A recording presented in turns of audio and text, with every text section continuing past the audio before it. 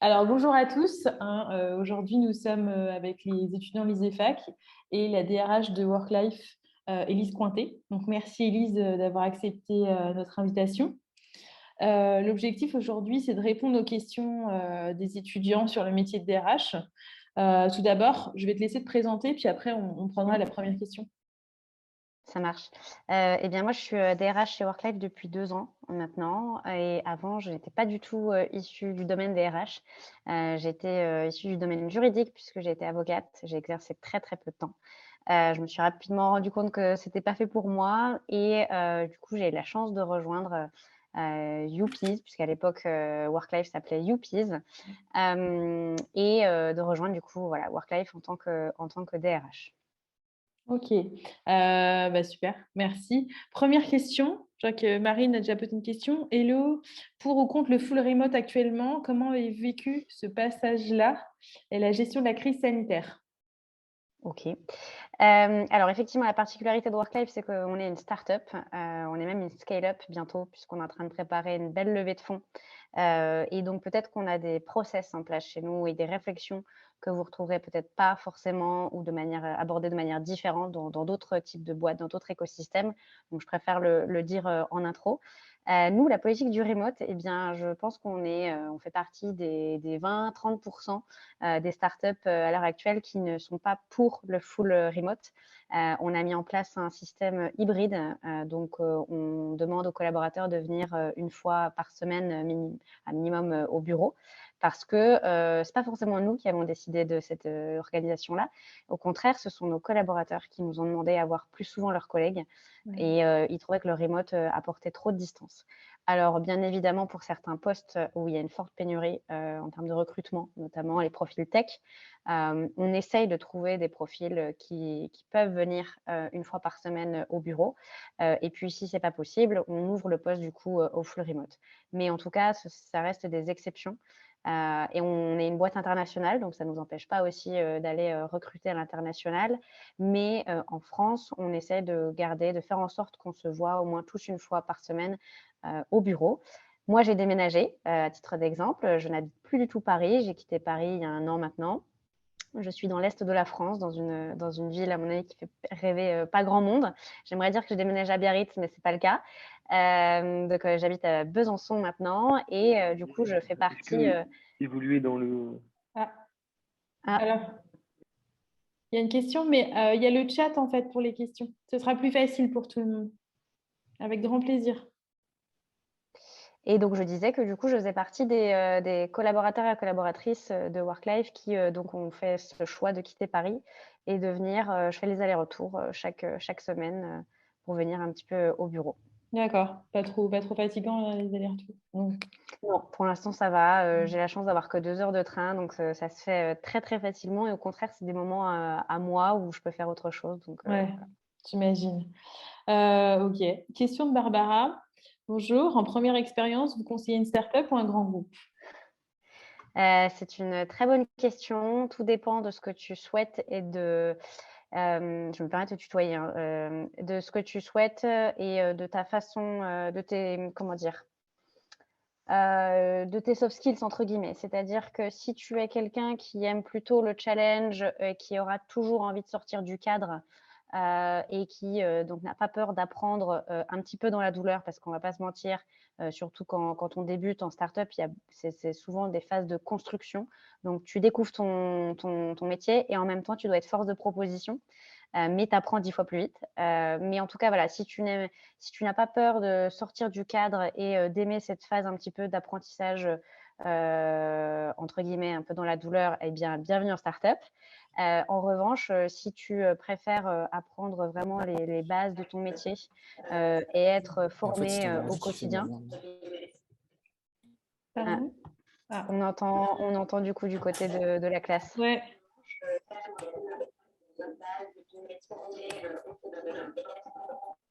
En fait, je m'entends en écho, très bizarre. Ouais, ouais. Bon, attends, je vais le mettre en muet. Voilà. Ok, c'est bon. OK. Ok. Mais du coup, est-ce qu'ils m'entendent en même temps? Bah, logiquement, oui, oui, hein, il n'y a pas de souci. Vous nous entendez? Oui, c'est bon. Ils nous entendent. Ok. OK. Donc, Qu'est-ce que je disais du coup? Oui, et donc du coup, si tu as besoin plutôt d'une formation, et d'être bien encadré, et encore une fois, c'est pas du tout un jugement, je le comprends également, et il y a des jours où je me dis: «Pourquoi je n'ai pas choisi cette solution-là?» Et bien dans ce cas-là, je te conseille vivement le grand groupe, parce que ça reste une très bonne école aussi, et le switch grand groupe start-up, il y a encore quelques années, on disait que c'était pas possible, qu'une fois que tu es rentré dans un grand groupe, tu t'en ressors jamais. C'est faux, archi faux, et au contraire en start-up, justement, à un moment donné, on dépasse cette phase de construction, on a envie de profils qui connaissent pardon, la phase aussi grand groupe, les process, et cetera, et du coup, bah, on va chercher, des profils, vers des grands groupes. Donc, en tout cas, ton premier choix ne sera pas un choix définitif, et sens-toi libre aussi de changer, en cours de parcours, bien évidemment. OK. Alors attends, parce que du coup, il y a eu plein de questions entre-temps. Bah, Dylan, Je suis tout à l'heure, je crois que tu bavarde. hein? Je suis un peu bavarde, hein, désolée. Est-ce que, tu as un conseil pour devenir DRH? Dylan, il dit: «C'est le poste de son rêve», de ses rêves. Un conseil? Savoir ce qu'on veut. Je ne suis pas, sans prétention, hein. Encore une fois, je pense que les personnes qui étaient avec moi à la fac de droit notamment, mais même, dans mon entourage, qui sont dans des secteurs, similaires, n'ont pas forcément le job que j'ai aujourd'hui. Je me rends compte que c'est aussi une chance, de la part de Worklife, de m'avoir fait confiance aussi jeune, pour être DRH. Mais donc voilà, c'est savoir ce qu'on veut, ne pas avoir peur. Et puis surtout rejoindre une boîte qui donne la chance, à des profils, à tout profil, voilà, qui sache faire preuve de diversité, et qui ne recrute pas en fonction d'une belle petite grille, et si on est hors grille, eh bien, on ne matche pas. Ouais, c'est important. Comment expliquer là, il y a Julia qui demande: «Comment expliquer que les femmes soient moins bien payées que les hommes aujourd'hui?» Oh, Alors pas question. chez nous.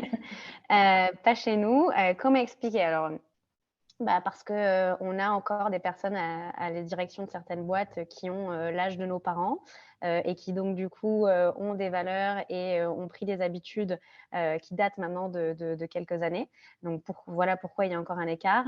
Les startups participent, justement à ce changement-là, puisque, bah, on n'est pas censé savoir, enfin vous n'êtes pas censé, pardon, ignorer que beaucoup de startups, ont été créées par des personnes qui avaient, entre 25 et 30 ans, donc qui sont sensibles à ces sujets-là. On parle de l'égalité homme-femme, mais on peut parler aussi de pourquoi on n'a que des blancs, qui sortent d'HEC, en start-up. C'est un vrai sujet aussi, la diversité, dans l'écosystème start-up. Donc voilà, donc pourquoi les femmes sont moins bien payées encore aujourd'hui? Bah, il faut pas aller dans ces boîtes-là, et justement, il faut participer, il faut postuler dans des boîtes où on a envie de changer les choses. En tout cas, je vous assure que chez Worklife, on n'est pas parfait. Au Comex, on n'a que 2 femmes sur 5, donc voilà, on n'a pas une égalité, mais en tout cas, on ne paiera jamais une femme en dessous, d'un homme à salaire égal. Ouais, OK. Et on augmente important, on augmente nos collaboratrices qui sont en congé mat. On a 2 collaboratrices qui étaient, en congé mat, pendant la période d'augmentation annuelle. On les a augmentées naturellement. On n'a pas attendu leur retour, quoi. Bon, je crois que pour info, c'est légal. Normalement, c'est même une obligation, mais très peu de boîtes le font. Très peu de boîtes, ouais. Là, il y a Louis qui demande: «Qu'est-ce que tu aimes le plus, sur ton poste et pourquoi?» Ce que j'aime le plus, c'est justement d'avoir un métier très généraliste. C'est-à-dire que je fais à la fois des missions RH, donc ça va être, le suivi de carrière, enfin déjà créer un carrière pass, un plan de développement, ensuite, toute la partie management, s'assurer que les managers, apportent le bon cadre nécessaire, à leurs managers, à leurs équipes, mais aussi du recrutement, mais aussi de la formation, mais aussi, un peu de finance quand, parce que j'aime bien la data, et du coup, je vais m'amuser à budgétiser, et à sortir beaucoup de KPI et de data de mon métier. Donc voilà, donc je touche à tout. C'est aussi un problème parce qu'à un moment donné, c'est bien aussi de se spécialiser parfois, surtout au début de carrière. Mais c'est mon choix que de rester généraliste, parce que mes journées ne se ressemblent jamais. Et mes semaines aussi, et même mes trimestres. Cette année, je suis 100% focus recrutement, enfin 100%, 60% focus recrutement avec un plan de développement de plus de 200 personnes. L'année dernière, j'étais focus quasiment 60% plutôt RH, structurer, mettre en place des process, développer un carrière pass, etc. Donc, c'est plutôt chouette. J'avoue. Moi, j'ai une question, parce que c'est vrai que tu as dit que vous travaillez à l'international. Selon toi, qu'est-ce qui est mieux pour commencer? Viser l'international dès le début ou rester dans une boîte sur du national? Bah, ça dépend pourquoi, en fait. Pourquoi viser une boîte internationale? Si c'est pour l'anglais, par exemple, dans Mm. ces cas-là, ça peut être une bonne motivation. Après, nous, en interne, on a beaucoup de postes où on ne demande pas à ce que la personne soit fluent in English. Pour autant, l'anglais est la langue officielle puisqu'on veut créer une cohésion d'équipe avec nos collaborateurs et collaboratrices à l'international. Du coup, depuis quelques années maintenant, on a switché sur l'anglais. Donc, la personne qui nous rejoint ne parlera pas au quotidien avec des clients, par exemple, en anglais ou avec des candidats. Mais par contre, va pouvoir quand même évoluer et progresser sur l'anglais parce qu'il n'y a pas une journée où moi je ne parle pas anglais, que ce soit même dans nos bureaux parisiens ou bien sur Slack via les collaborateurs à l'international. Donc vraiment, tout dépend de l'objectif. Si c'est pour aller vivre même à l'étranger, oui, c'est mieux de choisir Uber, par exemple. Uber, ils ont un beau parcours de mobilité interne Ouais. où un sales peut rapidement, au bout de 2-3 ans chez Uber, partir à l'international et donc vivre à New York, Amsterdam, etc., quoi. D'accord, ok. Là, tu vois, il y a Aude qui vient de poser une question. Ton plus gros coup de gueule RH? Mon plus gros coup de gueule RH, c'est une très bonne question. Je vais pas je vais pas vous dire que tout est rose tout le temps, mais en tout cas, j'ai la chance d'être dans une boîte, encore une fois, où tout se passe très bien, où les enjeux RH sont bien pris en compte. Alors, c'est peut-être ça.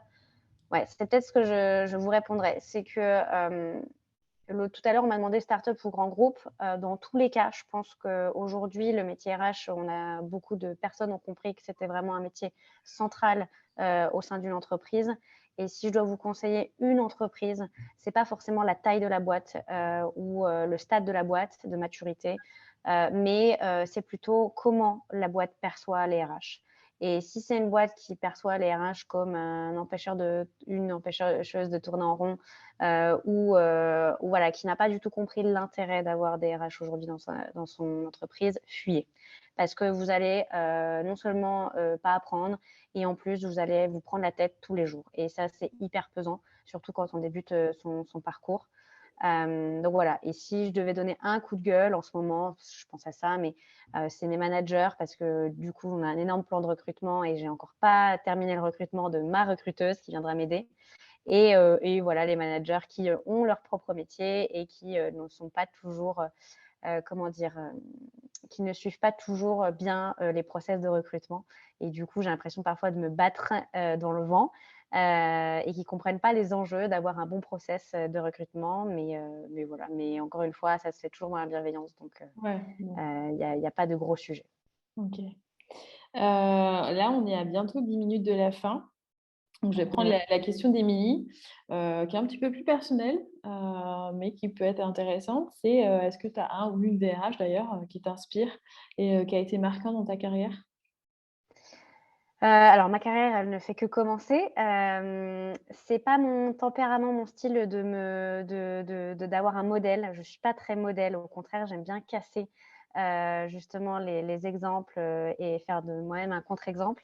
Mais j'aime beaucoup, en tout cas, suivre les RH, qui sont forcément un peu de l'écosystème startup. Je pense aussi à toute l'équipe, de Criteo qui aujourd'hui est, par exemple, Alban qui est DRH de chez Back Market, Jessica qui est DRH de chez Ornicar, ou Virgile qui était anciennement DRH de chez Comet et qui a monté sa boîte aujourd'hui. Ce sont des personnes très, très inspirantes parce que justement, ils apportent ce petit côté en plus. Ce n'est pas juste, ils n'appliquent pas juste le métier de RH, mais ils vont toujours faire ce qu'on appelle de la R&D, chercher le plus, avoir cette curiosité intellectuelle-là, et c'est hyper inspirant.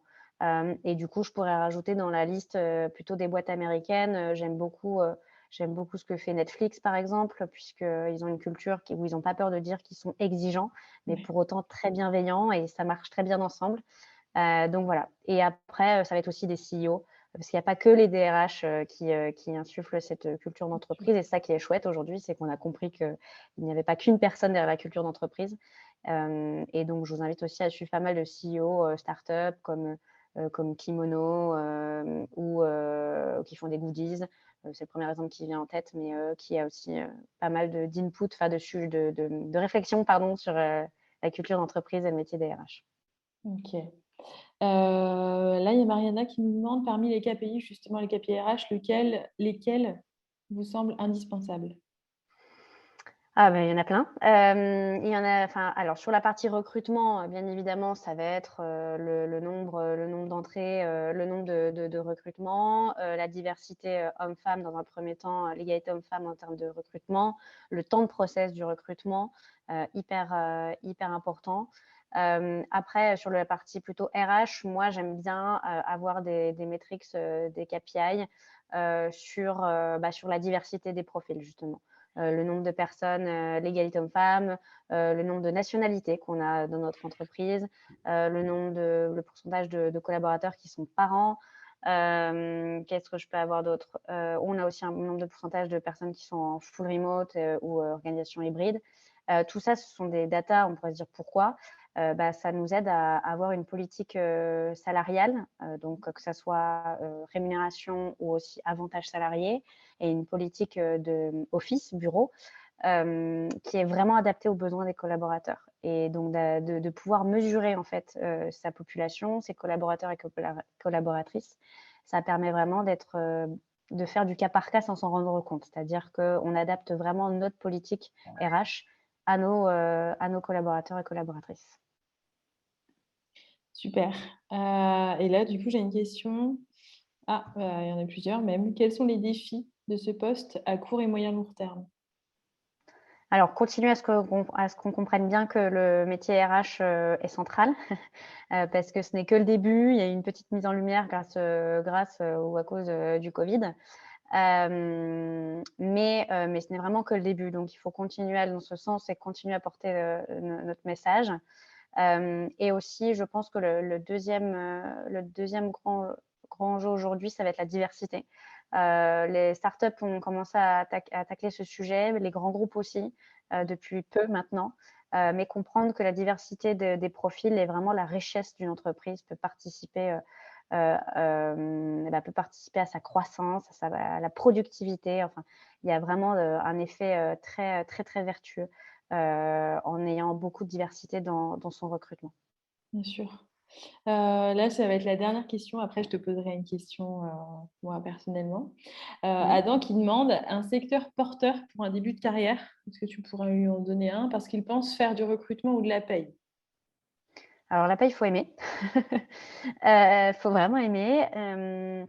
Moi, aujourd'hui, je fais de la paye, mais ce que j'appellerais la petite paye parce que, on n'est pas si nombreux que ça et en fait, je suis en train justement en ce moment d'externaliser tout ça. Donc ça fait partie d'un des projets RH en ce moment, de trouver un partenaire qui reprenne la paye. Donc c'est un peu subjectif enfin, c'est pas très objectif ce que je veux dire, mais je commencerai plus par le recrutement parce que c'est plus mon truc. Mais en tout cas, c'est une bonne question. Je pense pas que ça soit pertinent de faire comme moi, un parcours assez généraliste, mais de rentrer, en tout cas dans une spécialité, comme le recrutement, ça peut être une très, très bonne idée. J'aimerais vous dire que vous avez autant de chances de rentrer par la voie juriste, versus qu'un recruteur et de progresser de la même façon, c'est faux. Ne prenez pas la voie juriste malheureusement parce que les boîtes n'ont pas encore compris l'intérêt d'avoir, des compétences, juridiques, dans l'équipe RH. Non, je blague, mais en tout cas, c'est moins facile. Il y a encore trop de grilles, justement, cette fameuse grille de profils parfaits. Donc la voie du recrutement, c'est plutôt, une très, très bonne idée. J'ai plein d'exemples de personnes dans mon réseau qui ont commencé par le recrutement et qui sont aujourd'hui, Head of HR, CPO, donc Chief People Officer, dans de très belles boîtes. OK. Et d'ailleurs, toutes les personnes que j'ai citées là, Jessica Hornicar, Alban Back Market, et cetera, sont des personnes qui ont commencé dans le pôle, talent acquisition, donc recruteur, chez Criteo. Voilà. OK. Ouais, ouais. Tu étais chez Criteo aussi? Non, Non? j'aurais aimé. Eux étaient J'aurais chez aimé. Criteo et ils ont Ouais. tous, ouais, OK, c'est Ouais, intéressant. bah, en fait, on se rend compte que la génération, en tout cas, le pool, qui est sorti de chez Criteo, il y a quelques années, ont tous plutôt très bien réussi Ouais, et ont tous aujourd'hui une très belle carrière, voilà. ouais, bah, ouais, effectivement. En tout cas, merci, hein, d'avoir répondu à une question. Moi, j'aurais une dernière question et là, ce sera plus général et ça servira à tout le monde. C'est pour d'ailleurs tous les étudiants. Est-ce que tu aurais un conseil carrière à leur donner? D'écouter ce que c'est même un conseil au-delà RH ou pas RH, c'est simplement d'écouter, ce dont vous avez vraiment envie. Moi, c'est à titre personnel, enfin, je vais vous dire ça, mais c'est vrai que quand, bah, j'ai fait des études, de droit, je suis allée à l'école d'avocat, pardon, et c'est vrai que dans mon entourage, quand j'ai dit que je ne voudrais pas finalement, pas mettre la robe et être RH, je le dis de cette façon-là parce que vraiment ça a été vu, presque de manière péjorative malheureusement. Et bien j'ai bien fait de pas les écouter parce qu'aujourd'hui, c'est je pense c'est une des seules décisions que j'ai prises, en mon âme et conscience et je ne regretterai, jamais. Donc voilà, juste vous écouter. Si vous êtes trompé par exemple de parcours, c'est pas grave, vous pouvez toujours bifurquer, et prendre la carrière qui vous plaît et ce même, pendant votre carrière professionnelle. Aujourd'hui, je suis DRH, bah, je suis pas à l'abri que, d'ici quelques années ou même peut-être quelques mois, je ferai totalement autre chose ou un autre poste dans la boîte. Du moment que vous faites preuve de curiosité, et d'humilité, c'est important quand même, mais surtout de curiosité et que vous êtes, ouverte à plein de choses, bah, foncez en fait. C'est pas personne n'est censé vous arrêter. Voilà. OK, super conseil. En tout cas, merci beaucoup Élise. Je vais te libérer à 1h30 de la fin. Ça marche. Merci à Élise et Fac, hein, je vous dis au J'ai revoir. été, ravie, n'hésitez pas à me contacter sur LinkedIn, je vous répondrai avec, grand plaisir ou même par mail, si jamais, vous avez mon adresse mail. C'est elise, @worklife.io, ou sur LinkedIn, voilà, avec grand plaisir. Voilà. Bon, au revoir, à bientôt. Au revoir, à bientôt.